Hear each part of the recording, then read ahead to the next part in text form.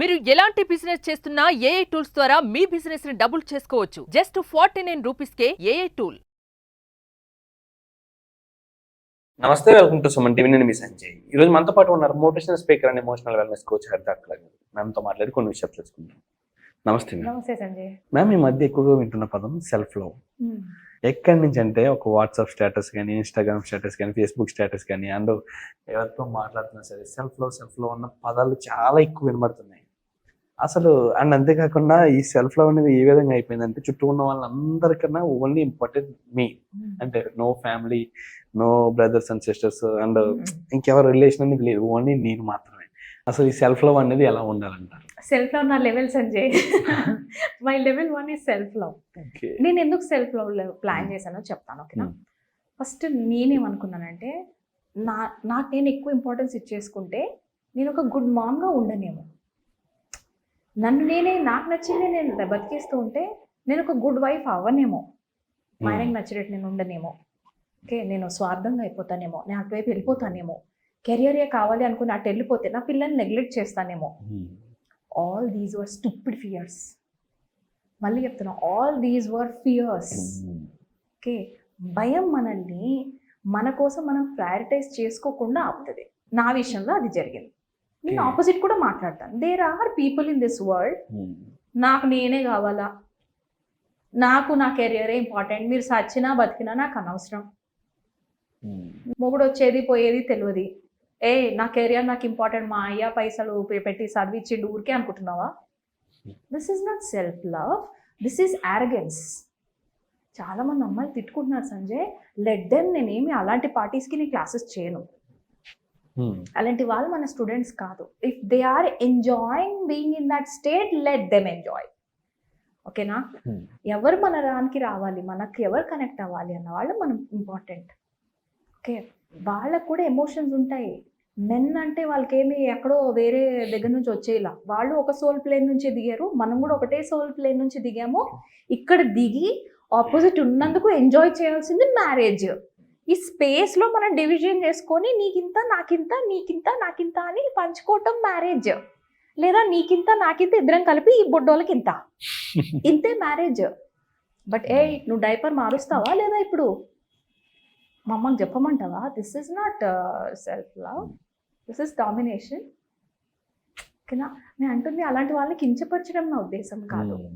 Self love, నాకు నేను చేసుకోవాలి, నాకు నేను వెళ్ళాలి, నేను జిమ్కి పోవాలి, నేను అది చేసుకోవాలి, పార్లర్ పోయే టైం నువ్వు పిలిస్తేనే, లేకపోతే నువ్వేమన్నా చేసుకో.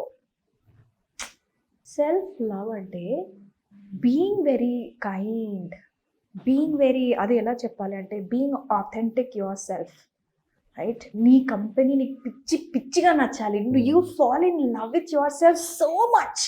నీకు నువ్వు ఎంత పిచ్చి పట్టాలంటే నిద్రలో కూడా, హరిత రేపు కంటెంట్ ఇది మర్చిపోకు, మా ఆయనకు నేను ఎప్పుడెప్పుడు నేను నిద్ర పోతే కూడా ఏమండి ఆ వర్డ్ ఏదో ఉంది అది పంపించవా, రేపు కంటెంట్లో ఇది మాట్లాడాలి అంటే. I'm so obsessed with my self. రోజు వేసుకున్న తర్వాత can't I complement my self.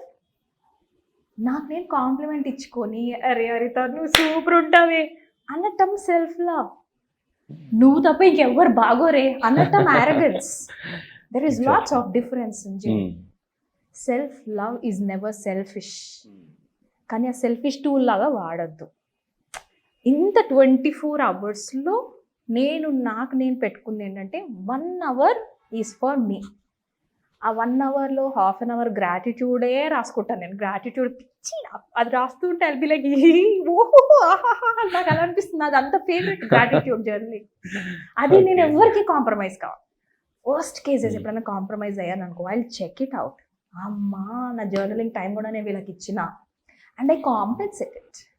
ఒక రోజు తీసుకొని, అరే ఈ రోజు మాత్రం గ్రాటిట్యూడ్ ఇంపార్టెంట్ రా, ప్లీజ్ రా, 1 గంట నన్ను వదిలేండి రా, and I enjoy writing it.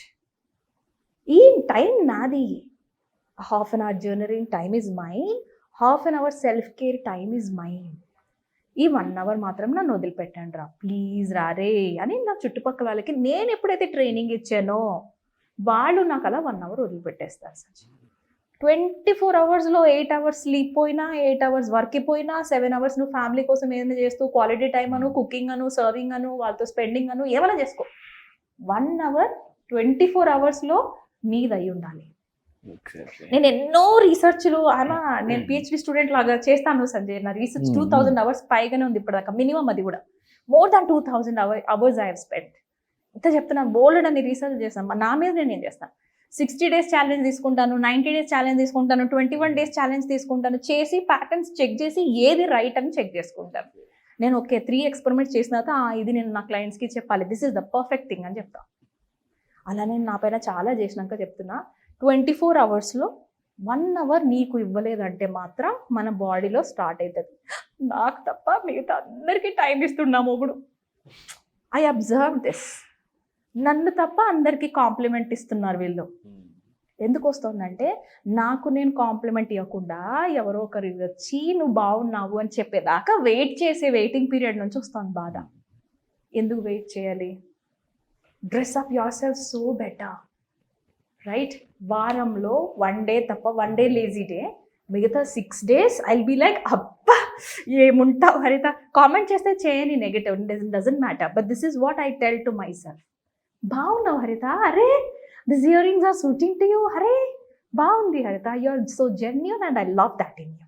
I'm very proud of you Haritha. జావ్, ఎంజాయ్ యువర్ డే. వచ్చాక నాకు చెప్పు ఎలా ఉంది డే అని. And I'll go back home and I'll talk to myself. Harita, जो तुमने किया है ना बहुत अच्छी की है. I'm so proud of you. ఏడ్చినందుకు నాకు చాలా ఫీల్ అయ్యాను Sanjay, because I was worried. అరే కెమెరాలో అలా కనబడిపోతాము అందరి ముందని.